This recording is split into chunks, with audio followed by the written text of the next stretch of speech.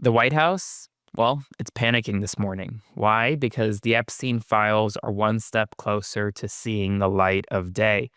Behind the scenes, Trump administration officials are actively panicking and scrambling in an effort to try to block an upcoming House vote on the release of the Epstein files. Right now, we are just about 1 week away, 1 to 2 weeks away, before the House of Representatives has enough signatures to pursue the discharge petition to vote on the release of the files. There are 217 signatories. Adelita Grijalvo, who recently won a special election in Arizona's 7th Congressional District this week, will be joining the House of Representatives in about 2 weeks, after which she will sign the petition and they will have 218. But here's the deal. The White House is actively scrambling and lobbying Republican members behind the scenes, seemingly threatening them not to sign the discharge petition. There are 4 members on the Republican side who have signed this petition, including Marjorie Taylor Greene, Lauren Boebert, Nancy Mace, and Thomas Massie. White House officials want all 4 to not sign the petition, or at least one at a time to remove their names, because here's the thing. All the Democrats have signed. 4 Republicans have signed as well. Democrats need Republican support on this discharge petition, which is bipartisan, to get it across the finish line. And well, according to the Wall Street Journal, Susie Wiles is she's the chief of staff for Donald Trump. She's using the Situation Room to create a war room style kind of meeting in which top Trump administration officials discuss responding to the Epstein files. And Donald Trump himself is growing frustrated that people are, quote, obsessed with Epstein, dismissing concerns, saying, quote, Palm Beach in the 90s was a different time. If that isn't an admission, I don't know what is.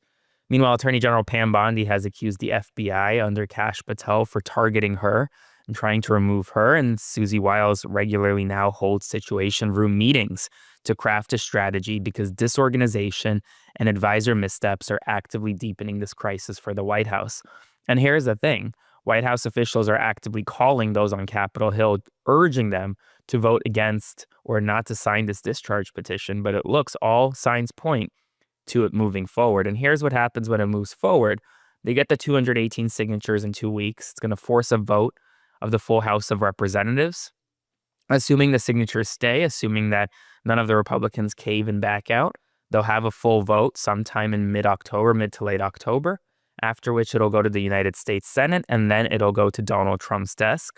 But ultimately, it would be a significant rebuke of the president of the United States because he doesn't want these files released. Now, demanding the release of the files and keeping this top of mind is something that is very important to me because I want to make sure that the victims and the survivors of Epstein and Maxwell's horrific crimes get justice. And so this will be top of mind for me every single day. Make sure to subscribe, to support, or send a one-time donation via Venmo to Aaron-Parnas. Now, meanwhile, this morning, Justice Department officials are on the verge of charging former FBI Director James Comey with criminal charges in the Eastern District of Virginia about lying to Congress. Now, there is a rush to do this because the statute of limitations on these alleged misstatements or false statements runs out on Tuesday. And so they have to indict him before Tuesday. And so here's one issue for them, one major issue for them. Lindsay Halligan, the Eastern District of Virginia's acting U.S. attorney who was just put in place by Donald Trump, received a memo from DOJ career prosecutors saying not only is there not enough evidence to secure a conviction against Comey, there isn't even enough evidence to get over the probable cause hump to secure an indictment against Comey. And here's the thing. If they pursue an indictment and somehow get it, and there isn't enough evidence, it'll be thrown out by a federal judge very quickly. And Lindsay Halligan will be subject to sanctions and potentially as bad as disbarment, along with other malicious prosecution claims that Comey will inevitably bring. This morning, the White House is threatening mass firings across the federal government if a government shutdown were to occur.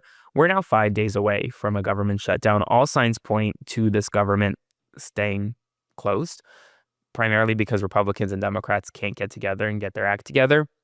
Now, here's kind of where the two sides differ. Republicans want a clean CR just to fund the government an extra 30 days or an extra few months just to keep it open. Democrats say, well, no, we're not going to agree to that because you just cut Affordable Care Act subsidies. So we need to extend those Affordable Care Act subsidies and make sure that healthcare access for millions of Americans is funded. And while Republicans are saying we don't really care about that, we don't want healthcare access for millions of Americans funded. And so now the Office of Management and Budget is saying that, the government shutdown may happen on September 30th, on October 1st. And while any program that isn't funded through October 1st, now all the employees could theoretically be fired. So that could be thousands of federal employees, not just being furloughed and then brought back later on, fired, just because they want to threaten Democrats to kind of come to them, to their solution, when I don't think this is going to work because of a couple reasons. They're firing people anyway, right? They've been firing people since January 20th, and courts have consistently said you can't do that. And second, healthcare access is truly on the ballot right now, and this is a Republican issue. If Republicans want to keep the government open, all they have to do is make sure that people can afford healthcare. If they want the government to shut down, then they can continue on this train of trying to let Affordable Care Act subsidies expire. So we'll see what happens there.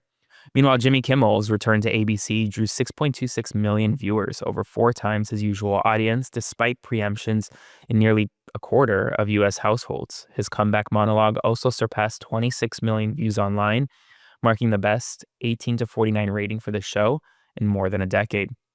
In his second show back, Kimmel mocked Trump as an 80s movie-style bully, defended his criticism of the president as free speech, and joked that supporting Trump was like rooting for Back to the Future's Biff.